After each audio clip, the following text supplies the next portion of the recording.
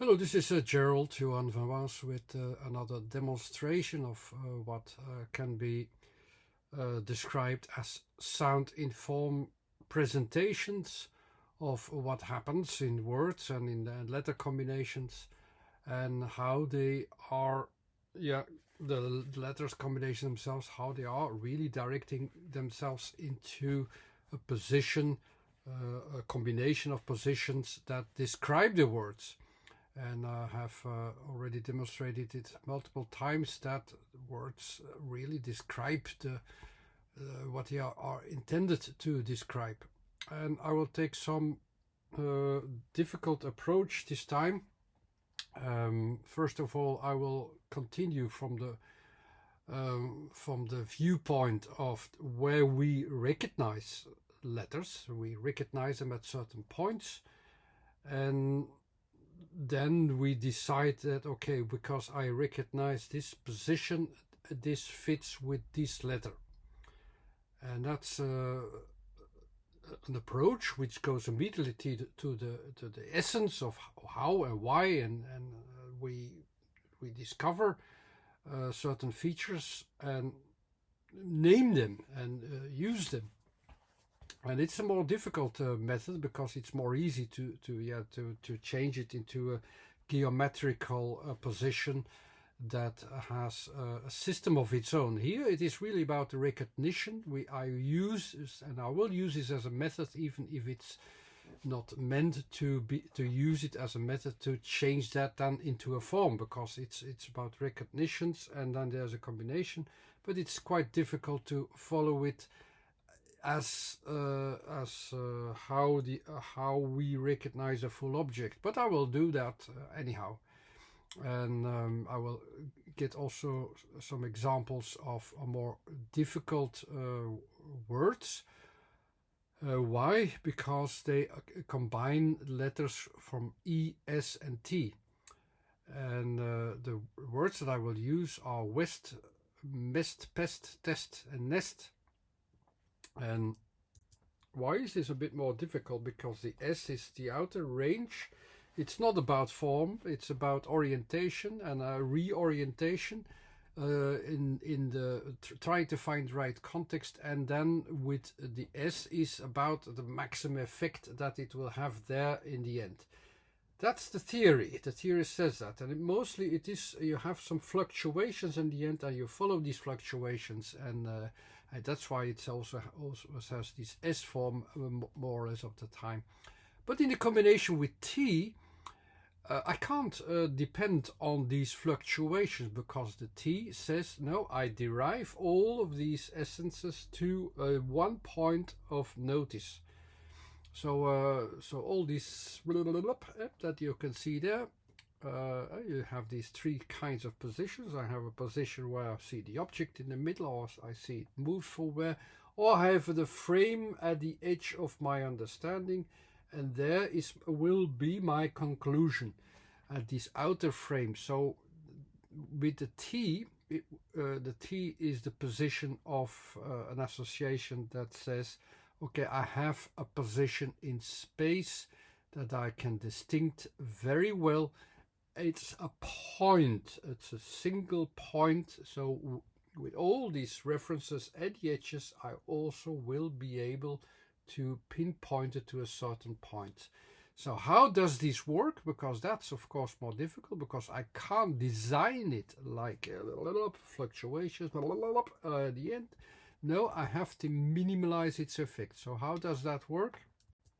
It will, of course, focus upon the focus that I need, and it will be a refocusing, and it will compare itself to the starting focus or the larger focus, and it looks for its context, and then it knows where it can find its effect. So it will accumulate all of its conditions all in just one spot. And that's how it will work in these letter combinations with E, S, and T. E is also enlarging itself in space. S with a lot of effects, and still it has to be narrowed down to the T. By the way, st is also used as narrowing this complexity of whatever happens to just my moment. Calm down a little bit. Go to that one point where you see it all. That's what we'll do today. But I started, if you remember, in my last video from a different representation of where we recognize letters.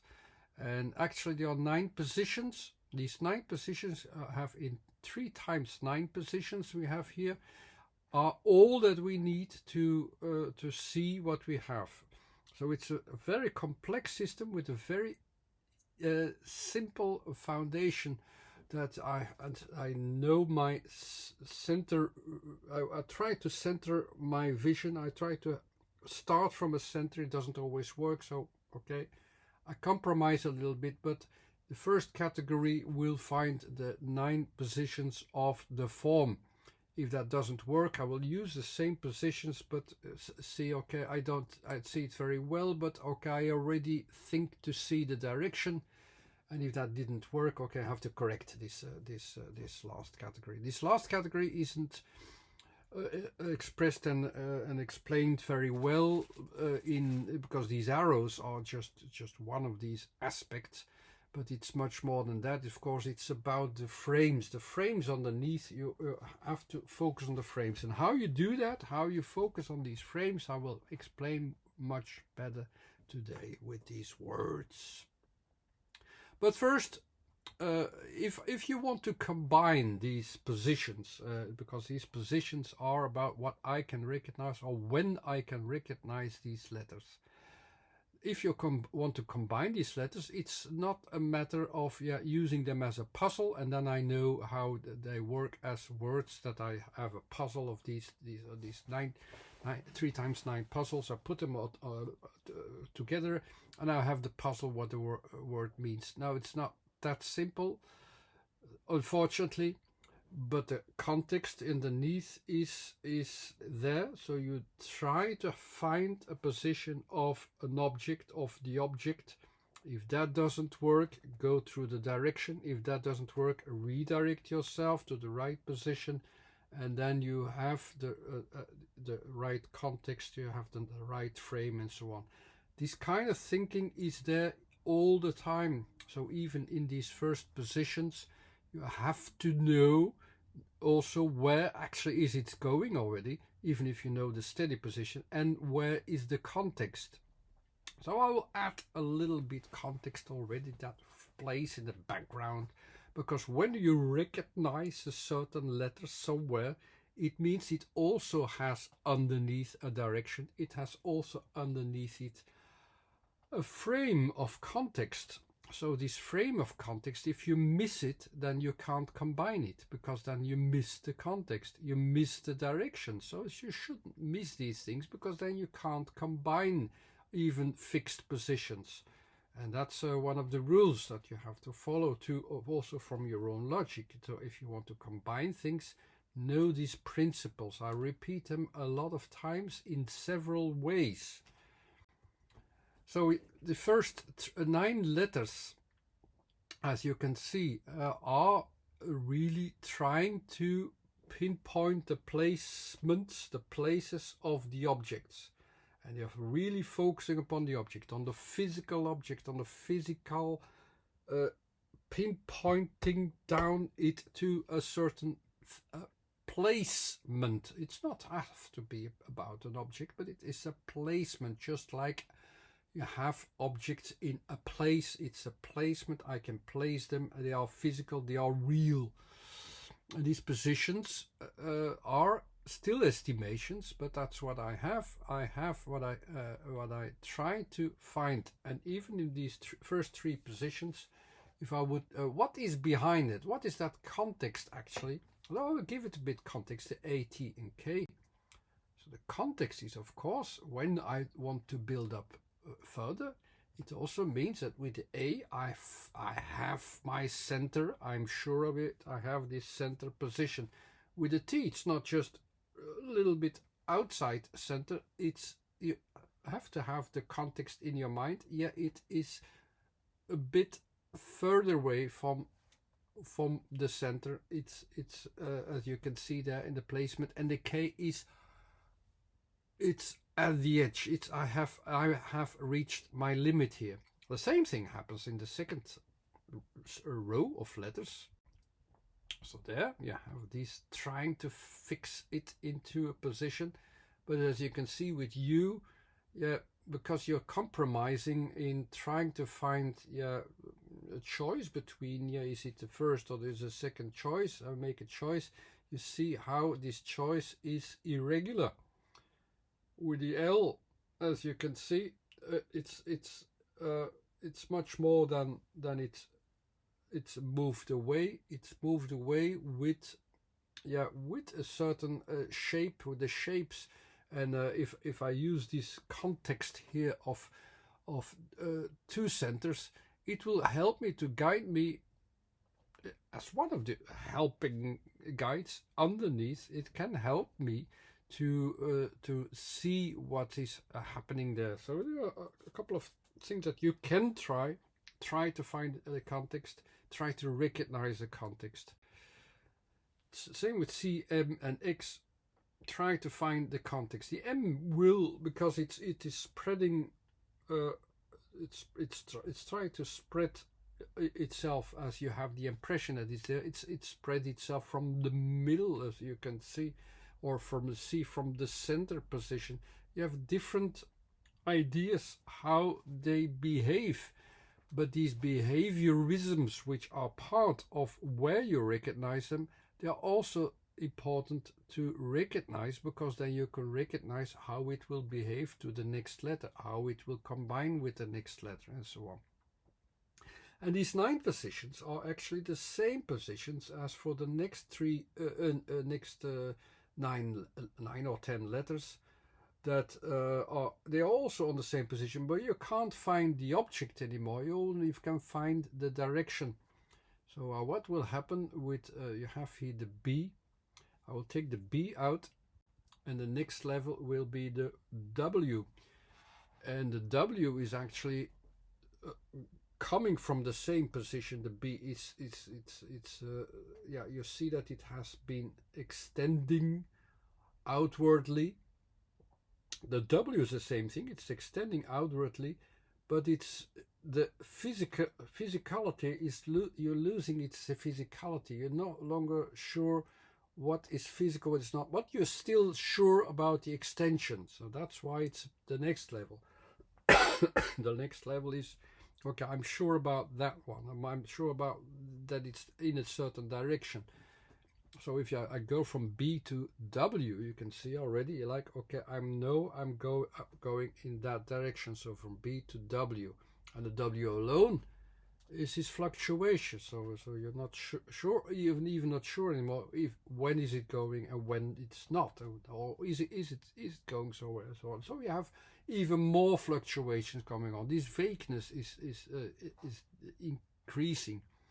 So with this underlying context that you see that it has the same object underneath the B from the to the W, you have the in between these variations. You see already you have this bow, and that is a word, and this word is expressed in this bow. It's the B form. You have the O, or it goes towards actually to its environmental context, and you have then the word, the W, the effect of it. So you have indeed the effect of it, the bow. You have already explained one of these words from recognizing where it comes from in the first place. So you have the bow here. So is this bow itself the most important feature from the W? Not really, but it's underneath, so it's good to know what it's lying underneath, and then realize it, and then you can use it depending on from where it pushes. If it's pushed from the B, it will go to this B form as well, into the W. The W itself, it's only at the end, so it's this wobbling. So there where it starts and appears, disappears, you have this wobbling form on top, as you can see, is expressed there very well, and you can imagine that and remember that, and then you know where these forms come from, where this W comes from. Underneath you have this pattern of recognition, and then it starts to build up from there. If I combine it with the A, where can I have the A? The A is a progression, and in the other way, it's going from in a horizontal way. So it's going from from left to right. It's in a time frame. It is moving towards a different position, from one position to a new position. That's the E, the letter E. So if I want to have it in the same way, like with be, I have it there, and if I want to add it there, I can add it in the full section there, or I can have it in the effect where it first appear, or where it can appear and will appear, and that's more logic. You see how I build it up, and then I have, when I combine it with S. The S is then the first thing that you have to remember with the S. If you're not going to the effects alone or and so on, you have to go to the frames, and there are two sorts of frames. Always one frame pushes it up, one frame pushes it in a diagonal, and it's the changed frame. Here it's very easy where the changed frame is. You have that there on top. And I was going to express the word West first, which is a completely abstract word, which is weird that I could express it even in words and then even see what it is, but I will do so. But here you see already the S will look for the changed, the adapted context. That's the last the last category of letters is always about context. I repeat myself, it's about context and a reorientation to that context so that I know where I am. And then then there's maybe some extra aspect of the letter itself, but that's all. The basics are always there for the last category of letters. So you can see, so this is horizontal push up and a vertical push up, and then I have this new frame there, and then I have the T at the end, so that I have then my frame of the West, and then I will think about it. Yeah, does it really fit with what the West is? Where does the West appear, and what does it mean, and where can I sense it? So the West is not just a direction on the compass, and it's on the left. It's not the same as the left. I couldn't even express it on as left, just simply like that, because the E is already going from left to right. So that was already how could I imagine this in with these letters. But if I look at it, I recognize it almost where you can recognize the West. The West you can recognize on the horizon first of all, and then you have it on the West. You can also West where the sun goes down.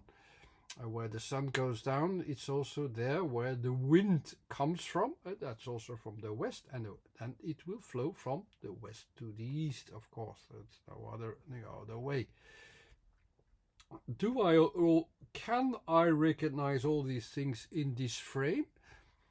In a way, yes. It's quite nice that it fits there on the horizon, where as one. Okay, I have the wind, and it will flow from the west to the east. And for me, it's satisfying enough. Of course, there's much more behind it than meets the eye. But it's for me, it's satisfying enough that it can express my consciousness, that I realize also from when I start to ask myself question, how do I recognize the West? It's not just at the left. It's at the left, at the horizon there, and then it has the wind direction, and of course it's also part of where the sun goes down, of course, as well. Oh, it's good enough for me. It doesn't disturb me that this frame of references can be used for its purpose. Let's express it like that. Let's go to the next word, test. The T, as you can see in the frame of recognition, is that one, and the A is that one. So the T, then A is that time frame, then so the T as the point in space. Together it will be, of course, the moment where some difference is noticed. So I'll tell you again, you have to be careful with using these as a puzzle. Put them together and then think that you can recognize what it means. I have to realize what is behind it, what is the context, what it is seeking at that same time. So I will give the T also again a little bit of context. I will have the idea of the frame already added to it. So the context of T is that I don't have my center focus, so I put it a little bit up, so I have a slightly moved center focus, and it is a center focus movement which says it has my attention, and I think I can still use it as a center, not the center, but as a center, and that's how the mindset from the T works.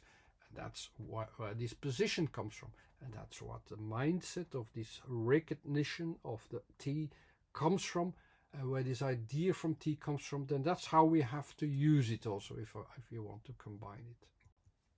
So with the A combined, of course I have to go from that position with that, so I slightly move my attention away from that center. This reminds me a little bit of one Dutch word, the TE, and then I have a new position, in fact T, that is move position on this center, which is slightly away position of the center, is like the tit in English. The tit is also not centered perfectly in the middle. This is slightly away from the center, and that makes it fit with the word of tit, even though tit is also a bird, but that's another idea that I'm not going to work out further. I keep it with the easy tit in this case, because it fits me here with what I'm explaining. It's slightly moved from that position, so I have the TE. And with the TE, I can see how my focus point changed away from there. But I have to add that S to it. The S is that I remind myself, like, yeah, how much did I change my focus? And is my focus changed according to my starting position? And how did it change? So I deal with it, and I emphasize this.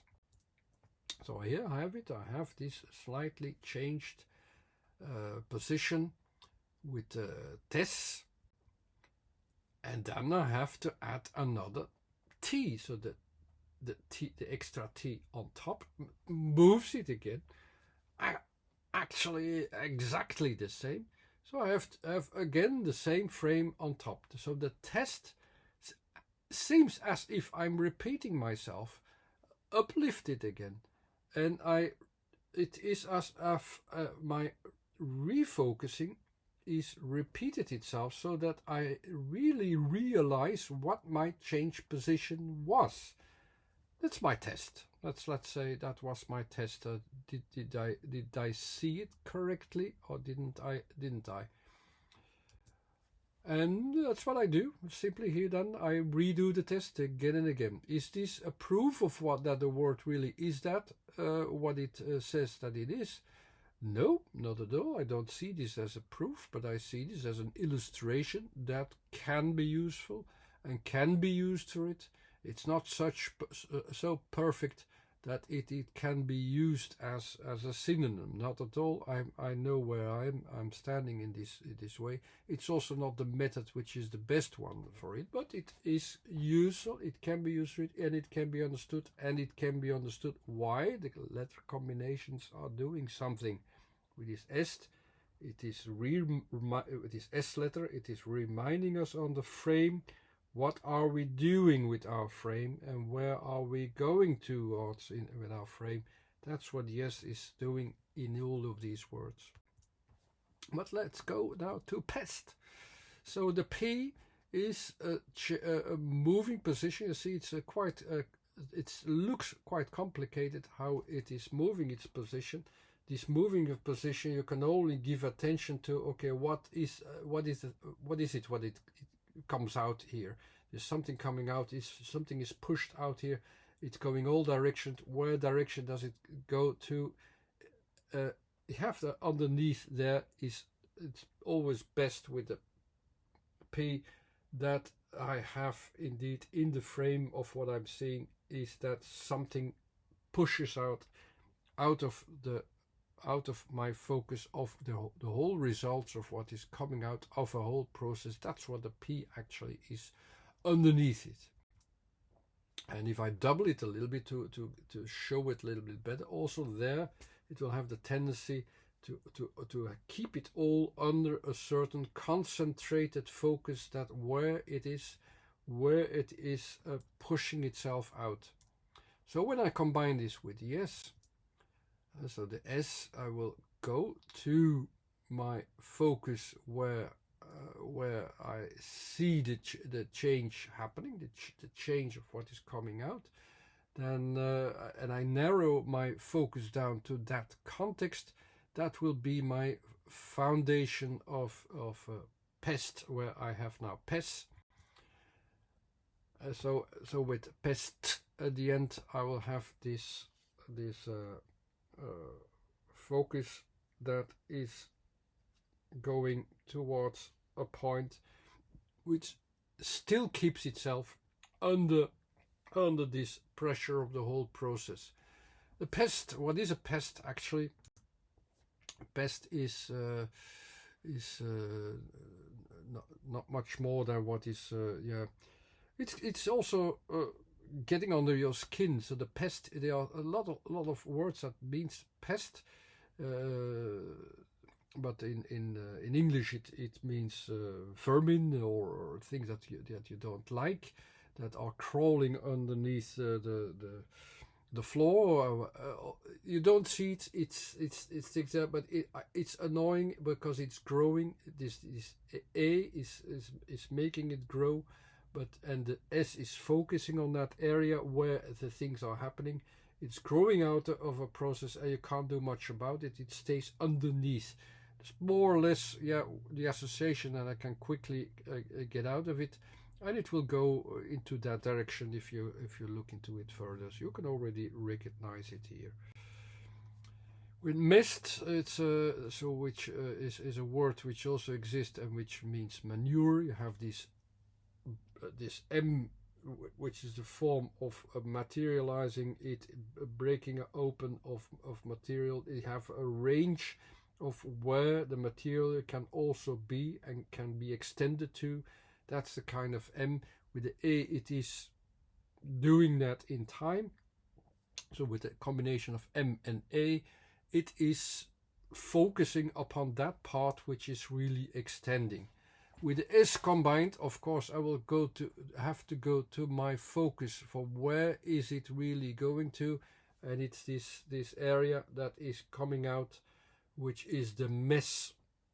In English and in Dutch they all exist. In MES as a Dutch word, it means knife. It's not perfectly recognizable, I think, but it is the things that you can take out with the knife is what seems to be associated, but it is with the M, it will be getting the things out.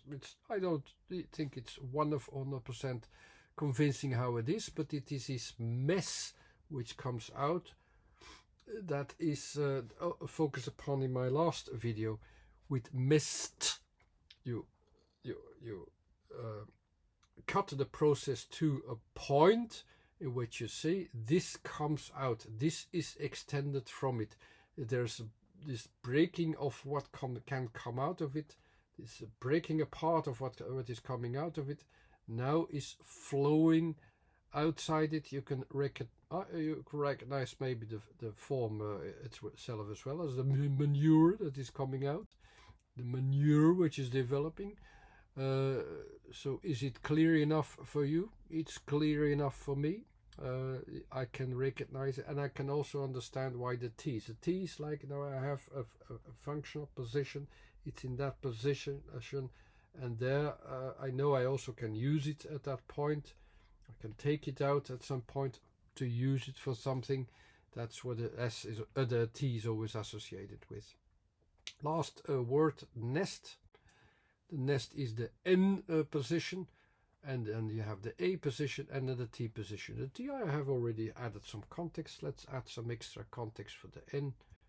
So the N, the maximum foundation is, you can see there, and there is always the goal is to add an object there. This object can be small, big, doesn't matter. It can be varied, it can be changed, but it comes to material that we go to use at a certain point, or more or less material it can change. That's that kind of association that you always have with the N. The A we know already, it's evolving, moving forward, and so on. And the T we also know and associate it quite easily with a functional placement. So let's combine these three. The word net exists, so we have net first before we add the S.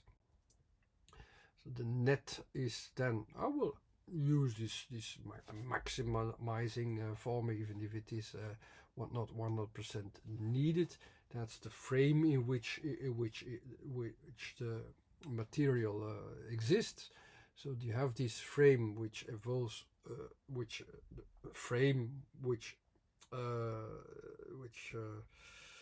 points itself in time to somewhere else. So the material that is in there is also spread over a certain area of time also, and then the T at the end places it into a functional place in, not in time, but at a moment in time, at a place. So the net is then actually it's combining the whole frame of what I can use in that is spread in time, and that is different in time, is different in material in time, but I can use it in one moment together, and it will be the net for my network. Or net is also another word. It's also a Dutch word, which means which refers to a fishing net. Oh yeah, it's English as well. So you can have a lot of nets there, but that's this frame in time that you can use in one moment. You can understand the word maybe more easy to know when you know the letters and letter combinations. Not sure if the frame here that I designed here is clear enough, but it's clear enough for me how it combines. But with the S to it, it will make a different thing, because the S will focus not on what I will do with the T at the end. I will have everything together into one placement that I can use it at some point. No, I will have in between the letter S. So what is necessary is that I have also a frame of context. This frame of context, which is already somewhat important in net, will be even more focused in nest. This frame will be a frame of attention, which also will take its time to develop. So it will not be there at one moment as with net. It will be there in development with A over a certain time.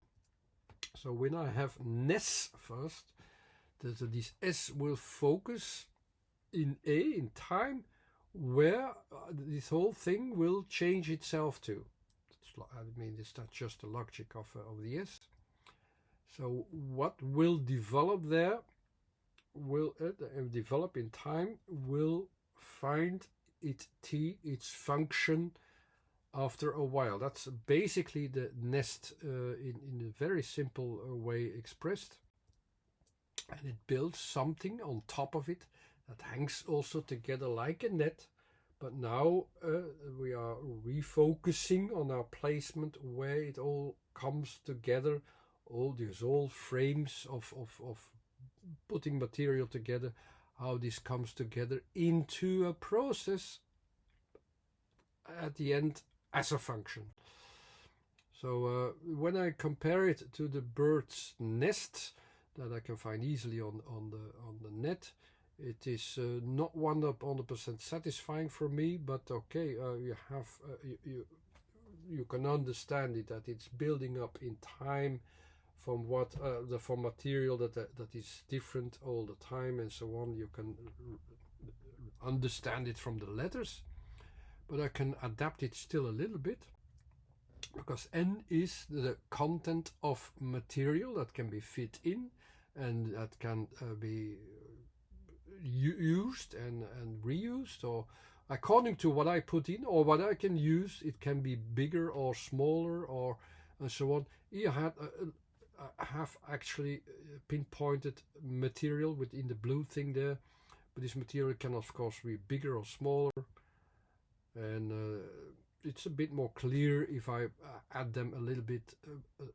bigger where it is forming itself in time. So I'm going with the move also a little bit like that, and it's a small adaptation that I did afterwards, but it also fits better with the content what it is, and you can still understand this context, of course, how things can evolve over time and you can use it over time, how I can develop the nest. So the nest is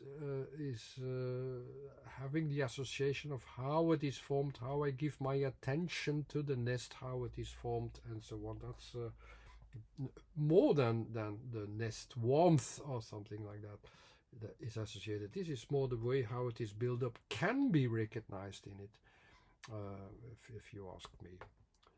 So I hope this was clear enough for bit more difficult words, because the S is usually a whole way of fluctuations that is expressing themselves, which were now completely narrowed down to one moment of a function or one moment of a choice, that kind of things, or where these are, where all these fluctuations come down to that moment. And all these words that I expressed were an expression of that idea. I hope you enjoyed. This was again a bit longer, sorry for that. This was Gerard van Was. There's a short URL with a list of words that you can check out from the past.